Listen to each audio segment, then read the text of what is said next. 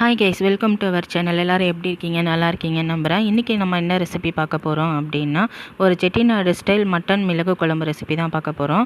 இது செய்கிறதுக்கு கொஞ்சம் லாங் ப்ராசஸ் தான். அதனால் வீடியோ கொஞ்சம் பெருசாக போயிடுச்சு. ஆனால் டேஸ்ட் ரொம்பவே நல்லாயிருக்கும். இது நம்ம ட்ரெடிஷ்னல் முறைப்படி ரொம்ப சூப்பரான ஒரு டேஸ்ட்டில் இந்த குழம்பு இருக்கும். நீங்கள் செஞ்சு பாருங்கள். செஞ்சு பார்த்துட்டு எப்படி வந்துச்சுன்னு சொல்லுங்கள். இப்போ நம்ம இந்த வீடியோக்குள்ளே போயிடலாம். இது பார்த்திங்க அப்படின்னா, நம்ம சாதத்துக்கு, சப்பாத்திக்கு, இட்லிக்கு, தோசைக்கு எதுக்கு வேணாலும் சைடிஷாக வச்சு சாப்பிட்லாம். எல்லாத்துக்குமே ரொம்ப நல்லா இருக்கும். இப்போ இது செய்கிறதுக்கு தேவையான இன்க்ரீடியன்ட்ஸ் என்னென்ன அப்படின்னு பார்த்துடலாம். இதுக்கு பார்த்திங்க அப்படின்னா, ஒரு 3 ஸ்பூன் தேங்காய் எடுத்து வச்சுருக்கேன். துருவுனதாகவும் எடுத்துக்கலாம், இல்லை நீங்கள் கட் பண்ணி வச்சுக்கலாம்.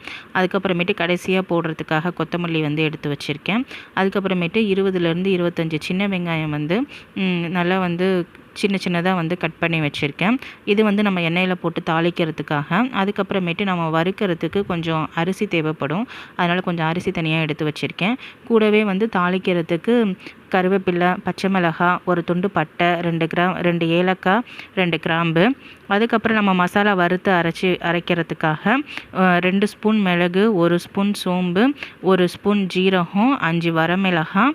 அது கூடவே பார்த்திங்க அப்படின்னா 4 டேபிள் ஸ்பூன் மல்லி, 1/2 ஸ்பூன் கசகசா எடுத்து வச்சுருக்கேன். இது கூட தான் நம்ம அரிசியும் சேர்த்து வறுக்க போகிறோம். அதுக்கப்புறமேட்டு 3 பழுத்த தக்காளி ஸ்கொயராக கட் பண்ணி வச்சுருக்கேன். உங்களுக்கு தேவையான அளவுக்கு புளிப்பு எவ்வளோ தேவையோ அந்த அளவுக்கு நீங்கள் தக்காளி இன்னும் 2 கூட சேர்த்து போட்டுக்கலாம். இது கூடவே 2 பெரிய வெங்காயமும் தனியாக நான் கட் பண்ணி சேர்த்துக்க போகிறேன், மசாலா அரைச்சி ஊற்றுறதுக்காக. இப்போ இது எல்லாத்தையும் வறுக்கிறதுக்காக நம்ம அடுப்பில் ஒரு பேன் வச்சுக்கலாம். அந்த பேன் வச்சுட்டு நீங்கள் நல்லெண்ணெய் சேர்த்துக்கோங்க. மிளகு குழம்பு அப்படிங்கிறதுனால பார்த்திங்க அப்படின்னா, நல்லெண்ணெய் சேர்த்துட்டிங்க அப்படின்னா அதோடய ஃப்ளேவர் ரொம்ப நல்லாயிருக்கும். கசகசா நம்ம லாஸ்ட்டாக சேர்க்க போகிறதுனால அதை தனியாக எடுத்து வச்சுக்கோங்க. எடுத்து வச்சுட்டு அதுக்கப்புறமா அடுப்பில் ஒரு பாத்திரம் வச்சுட்டு அதில் 2 டேபிள் ஸ்பூன் நல்லெண்ணெய் ஊற்றிக்கோங்க. எண்ணெய் சூடானதும் நம்ம எடுத்து வச்சுருக்க ஸ்பைசஸ் எல்லாத்தையுமே அதில் சேர்த்துடலாம். சேர்த்துட்டு நல்லா வாசனை வர அளவுக்கு நல்லா வறுத்து எடுத்துக்கலாம். இதில் நம்ம போட்டிருக்க மல்லி, மிளகாய், மிளகு, இதோட ஃப்ளேவர் எல்லாமே நம்மளுக்கு நல்லா வரும். அதோட அரோமா ஸ்மெல் நம்ம நல்லா ஃபீல் பண்ண முடியும். அந்த அளவுக்கு நல்லா வறுத்து எடுத்துக்கணும். ரொம்ப கருகிறவும் கூடாது, ரொம்ப பச்சையாகவும் நம்ம இறக்கிடக்கூடாது. நல்லா வாசனை நல்லா வர அளவுக்கு ஃபுல்லாக வறுத்து எடுத்துக்கணும். அந்த அளவுக்கு நல்லா வறுத்ததுக்கு அப்புறமேட்டு இது கூடவே பார்த்திங்க அப்படின்னா, நம்ம ஃப்ரெஷ்ஷான கருவேப்பிலை 2லேருந்து 3 கொத்து நல்லா வாஷ் பண்ணிவிட்டு சேர்த்துக்கலாம். சேர்த்துட்டு பார்த்திங்க அப்படின்னா 2-3 தடவை நல்லா மிக்ஸ் பண்ணி விடுங்க. அது கூட அப்புறமேட்டு லாஸ்ட்டாக நம்ம எடுத்து வச்சுருக்க கசகசாவை சேர்த்து மிக்ஸ் பண்ணி விட்டுட்டு நம்ம அடுப்பை ஆஃப் பண்ணிடலாம். ஆஃப் பண்ணிவிட்டு இதை அப்படியே கம்ப்ளீட்டாக ஆறுறதுக்காக வேறு ஒரு பிளேட்டில் மாற்றி வச்சுக்கலாம். வேறு ஒரு பிளேட்டில் மாற்றி வச்சுட்டு அதை தனியாக எடுத்து ஆற வச்சுருங்க. திரும்ப அடுப்பில் நம்ம அதே பேன் யூஸ் பண்ணிக்கலாம். இதை நான் ஆற வச்சுட்டேன் தனியாக. இது ஆறட்டும். இந்த டைமில் பார்த்திங்க அப்படின்னா, நம்ம வெங்காயம், தக்காளி இதையெல்லாம் வதக்கிக்கலாம். அதே பேனில் திரும்பி 2 ஸ்பூன் ஆயில் சேர்த்துட்டு கூடவே 2 பெரிய வெங்காயம் கட் பண்ணி வச்சுருக்கேன், அதை சேர்த்துக்கலாம். சேர்த்துட்டு நல்லா கண்ணாடி பதம் வர அளவுக்கு நல்லா ஃப்ரை பண்ணி விட்டுட்டு அதுக்கப்புறமேட்டு நம்ம கட் பண்ணி வச்சுருக்க தக்காளி ஆட் பண்ணிக்கலாம். தக்காளி இந்த மாதிரி கட் பண்ணிக்கோங்க. நான் காமிச்சிருக்கேன், அதே மாதிரியே கட் பண்ணிக்கோங்க. கட் பண்ணிவிட்டு ஆட் பண்ணிக்கோங்க. ஆட் பண்ணிவிட்டு இங்கே பாருங்கள், வெங்காயம் தக்காளி இந்த அளவுக்கு நல்லா மிக்ஸ் ஆகி வரணும். அந்த அளவுக்கு நல்லா மிக்ஸ் பண்ணி விட்டுக்கோங்க. அந்த அளவுக்கு நல்லா வதங்கணும், ஒன்றோட ஒன்று. வதங்கி வந்ததுக்கு அப்புறமேட்டு நான் பார்த்திங்க அப்படின்னா 1/2 ஸ்பூன் மஞ்சத்தூள், 1 ஸ்பூன் கறி மசாலா தூள் எடுத்து வச்சுருக்கேன். அதை நம்ம ஆட் பண்ணிக்கலாம். இது ரெண்டையும் ஆட் பண்ணிவிட்டு நல்லா மிக்ஸ் பண்ணி விட்டுக்கோங்க. அதோட பச்சை வாசனை போகிற அளவுக்கு நல்லா மிக்ஸ் பண்ணி விட்டதுக்கு அப்புறமேட்டு நம்ம எடுத்து வச்சுருக்க தேங்காய் சேர்த்துக்கலாம். நீங்கள் தேங்காய் துருவி சேர்த்துக்கோங்க. எனக்கு இன்றைக்கி கொஞ்சம் தான் துருவின தேங்காய் இருந்தது. மீதி அப்படியே எடுத்ததுனால நான் சின்ன சின்னதாக கட் பண்ணி போட்டிருக்கேன்.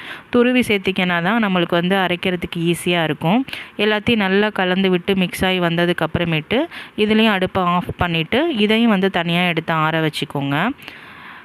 இப்போ பார்த்திங்க அப்படின்னா, நம்ம எடுத்து வச்சுருக்க ஸ்பைசஸ்ஸு, அதுக்கப்புறமேட்டு நம்ம வெங்காயம் தக்காளி வதக்கி வச்சுருக்கு, இது எல்லாத்தையும் ஆற வச்சுட்டு அதுக்கப்புறம் நான் அரிசி சேர்க்கணும்னு சொன்னேன் இல்லையா, பச்சரிசி 2 டேபிள் ஸ்பூன் எடுத்துக்கோங்க.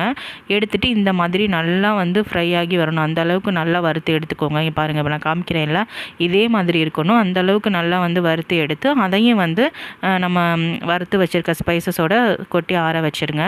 எல்லாமே கம்ப்ளீட்டாக ஆறினதுக்கு அப்புறமேட்டு ஒரு மிக்ஸி ஜாரில் அதை எல்லாத்தையுமே சேர்த்துக்கோங்க. சேர்த்துட்டு கொரப்பாக இந்த மாதிரி ஃபஸ்ட்டு அரைச்சி எடுத்துக்கோங்க. எடுத்துகிட்டு அதுக்கப்புறமேட்டு ஃபஸ்ட்டு பல்ஸ் 2 3 கொடுத்து கொரப்பாக அடிச்சுக்கோங்க. அதுக்கப்புறம் திரும்ப மிக்சியை நல்லா சுத்த விட்டு நல்லா கொஞ்சம் கொஞ்சமாக தண்ணி சேர்த்து இந்த மாதிரி பேஸ்ட்டாக அரைச்சி எடுத்து வச்சுக்கோங்க. ஃபஸ்ட்டு நம்ம எடுத்து வச்சுருக்க ஸ்பைசஸ் எல்லாத்தையுமே இப்படி தண்ணி ஊற்றி இந்த மாதிரி கம்ப்ளீட்டாக அரைச்சி எடுத்துக்கணும். அதுக்கப்புறமேட்டு நம்ம வதக்கி வச்சுருக்க வெங்காயம், தக்காளி, தேங்காய் இது எல்லாத்தையும் சேர்த்துட்டு நம்ம வந்து கொஞ்சம் கொஞ்சமாக திரும்பவும் தண்ணி சேர்த்து இதையும் வந்து ஒரு நல்ல பேஸ்ட்டாக வந்து அரைச்சி எடுத்துகிட்டு வந்துக்கலாம். இது எல்லாத்தையுமே கம்ப்ளீட்டாக வந்து அரைச்சி எடுத்துக்கோங்க. இந்த மசாலா மட்டும்தான் நம்ம வந்து யூஸ் பண்ண போகிறோம். வேறு எந்த மசாலாவும் போட போகிறதில்ல இனிமேட்டு. அவ்வளோதான், நம்மளுக்கு குழம்புக்கு தேவையான மசாலா ரெடி பண்ணியாச்சு. நான் வந்து இன்றைக்கி வந்து இஞ்சி பூண்டு பார்த்திங்க அப்படின்னா ரொம்ப ஃப்ரெஷ்ஷாக வந்து போடணும் அப்படிங்கிறதுக்காக நான் குழம்பு கரெக்டாக வெங்காயம்லாம் வதங்கினதுக்கு அப்புறமேட்டு போடணுங்கிறதுக்காக நான் வந்து 1 2 தட்டி வச்சுருக்கேன். நீங்கள் மிக்சியில் அடிக்கிறத விட உங்கள்கிட்ட உரல் இருந்துச்சு அப்படின்னா அதை வச்சு தட்டி எடுத்துக்கோங்க. அதுக்கப்புறமேட்டு மட்டன் 3/4 கிலோ, அது கூடவே 2 உருளைக்கிழங்கு போட்டு குக்கரில் வந்து இஞ்சி பூண்டு பேஸ்ட்டு ஒரு ஸ்பூனு, அதுக்கப்புறம் மஞ்சத்தூள் மட்டும் போட்டு 8 விசில் விட்டு தனியாக எடுத்து வச்சுருக்கோம். அதுக்கப்புறம் தனியாக இன்னொரு குக்கர் வச்சுக்கோங்க. அதில் உங்களுக்கு தேவையான அளவுக்கு ஆயில் சேர்த்துக்கோங்க. ஆயில் சேர்த்ததுக்கப்புறமேட்டு 1 ஸ்பூன் ஜீரகம், நம்ம ஆல்ரெடி எடுத்து வச்சுருக்க 2 பச்சை மிளகாய். இது நான் கீரைலாம் இல்லை, இதோட ஃப்ளேவர் மட்டும் வரணுங்கிறதுக்காக கட் பண்ணாமல் அப்படியே முழுசாக 2 பச்சை மிளகாய் போட்டிருக்கேன். கூடவே 2 கருவேப்பிலை, ஒரு துண்டு பட்டை, 2 ஏலக்காய், 2 கிராம்பு, அப்புறமேட்டு நம்ம கட் பண்ணி வச்சுருக்க சின்ன வெங்காயம், இது எல்லாத்தையும் சேர்த்துட்டு நல்லா மிக்ஸ் பண்ணிக்கலாம். மிக்ஸ் பண்ணிவிட்டு அதுக்கப்புறமேட்டு நம்ம 1 2 அடித்து வச்சுருக்க இஞ்சி பூண்டு பேஸ்ட்டு வந்துட்டு 2 டேபிள் ஸ்பூன் வந்து சேர்த்துக்கலாம். இஞ்சி வந்து நல்லா தட்டிக்கோங்க, வந்து எந்த இதுவும் இல்லாத மாதிரி. ஆனால் பூண்டு வந்து 1 2 தட்டினா போதும். இஞ்சியை நல்லா உங்களால் எந்த அளவுக்கு தட்ட முடியுமோ அந்த அளவுக்கு நல்லா தட்டி எடுத்துக்கோங்க. பூண்டை வந்துட்டு ஓரளவுக்கு தட்டினா போதும். இதோடு சேர்த்து இதை வந்து நல்லா மிக்ஸ் பண்ணி விட்டுக்கோங்க. வெங்காயம், இஞ்சி பூண்டு, பச்சை மிளகாய் எல்லாத்தோடைய பச்சை வாசனை போகிற அளவுக்கு நல்லா வந்து ஃப்ரை பண்ணிக்கோங்க. இந்த மாதிரி ஃப்ரை ஆகி வரணும், லைட் ப்ரௌன் கலருக்கு வந்ததுக்கு அப்புறமேட்டு நம்ம அரைச்சி வச்சுருக்கோம் இல்லையா மசாலா பேஸ்ட்டு, அதை வந்து சேர்த்துக்கலாம். எல்லாமே நம்ம ஆல்ரெடி வந்துட்டு எண்ணெயில் நல்லா வதக்கிட்டு அதுக்கப்புறம் தான் அரைச்சி வச்சுருக்கோம். அதனால் ரொம்ப நேரம் நம்ம வதக்கணும்னு அவசியம் கிடையாது. இதை நம்ம ஊற்றிட்டு நல்லா அந்த எண்ணெயோட மிக்ஸ் ஆகிற மாதிரி நல்லா ஒரு தடவை மிக்ஸ் பண்ணி விட்டுக்கலாம். மிக்ஸ் பண்ணி விட்டுட்டு நம்ம ஆல்ரெடி வந்துட்டு குக்கரில் அவிச்சு வச்சுருக்க கறி, உருளைக்கிழங்கு இதையும் வந்து நம்ம இந்த மசாலாவோட சேர்த்துட்டு அதையும் வந்து நல்லா மிக்ஸ் பண்ணி விட்டுக்கலாம். நான் வந்து இது கறி அவிச்ச தண்ணியோடையே வந்து சேர்த்துக்கிறேன். நீங்களும் அதே மாதிரி தண்ணியோடையே சேர்த்துக்கோங்க. அந்த தண்ணியை வந்து வேஸ்ட் பண்ணிட வேணாம். அப்படியே வந்துட்டு எல்லா தண்ணியும் சேர்த்துருங்க. நம்ம மிக்ஸி ஜார் அலசி திருப்பி வந்து இந்த குக்கர் எல்லாத்தையுமே அலசி தான் நான் வந்து இதுக்கு தேவையான தண்ணி வந்து திரும்ப சேர்க்க போகிறேன். எக்ஸ்ட்ரா எந்த தண்ணியுமே நான் ஆட் பண்ணல. அந்த மசாலாவோட தண்ணியே வந்துட்டு எனக்கு போதுமானதாக இருந்துச்சு. உங்களுக்கு வந்துட்டு தண்ணி அதிகமாக தேவைப்பட்டுச்சு அப்படின்னா வந்து சேர்த்துக்கோங்க. இப்போ நான் மிக்ஸி ஜார் அலசி தான் தனியாக தண்ணி எடுத்து வச்சுருக்கேன். அதுதான் இதில் வந்து சேர்க்க போகிறேன். அதே மாதிரி மட்டன் அவிச்ச தண்ணி இன்னும் கொஞ்சோண்டு இருந்துச்சு, அதையும் வந்துட்டு நான் சேர்த்துக்கிறேன். எல்லா தண்ணியும் சேர்த்ததுக்கு அப்புறமேட்டு லாஸ்ட்டாக வந்துட்டு நம்மளுக்கு தேவையான அளவுக்கு வந்து உப்பு செக் பண்ணிவிட்டு நம்ம போட்டுக்கலாம்.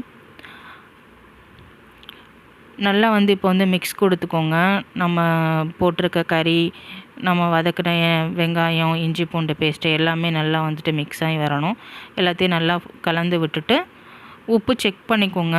எனக்கு வந்து உப்பு வந்து பத்தலை. நான் வந்து தண்ணி நிறையா ஊற்றிருக்கிறதுனால எனக்கு உப்பு வந்து பத்தலை. அதனால் வந்துட்டு இன்னும் கொஞ்சம் உப்பு நான் வந்து சேர்த்துக்கிறேன். கன்சிஸ்டன்சி பார்த்துக்கோங்க. குழம்பு மாதிரி வைக்கிறதா இருந்தால் இந்த அளவுக்கு தண்ணி நீங்கள் வந்து சேர்த்துக்கலாம் தாராளமாக. கிரேவி மாதிரி வைக்கிறீங்க அப்படின்னா உங்களுக்கு தகுந்த அளவுக்கு வந்துட்டு எவ்வளோ தண்ணி தேவையோ அந்த அளவுக்கு மட்டும் நீங்கள் தண்ணி வந்து சேர்த்துக்கோங்க. அதே மாதிரி உப்பு காரம் வந்து நீங்கள் வந்து எந்த அளவுக்கு சாப்பிடுவீங்களோ அந்த அளவுக்கு கூட்டி குறைச்சி சேர்த்துக்கோங்க. நாங்கள் காரம் கம்மியாக சாப்பிட்றதுனால 5 வரமிளகாய் மட்டும்தான் நான் சேர்த்துருந்தேன். உங்களுக்கு வேணும் அப்படின்னா நீங்கள் 8லேருந்து 10 வரமிளகாய் கூட சேர்த்துக்கலாம். அப்படி மிளகாய் சேர்க்க விருப்பம் இல்லை அப்படின்னா நீங்கள் மிளகாய் தூள் கூட சேர்த்துக்கலாம்.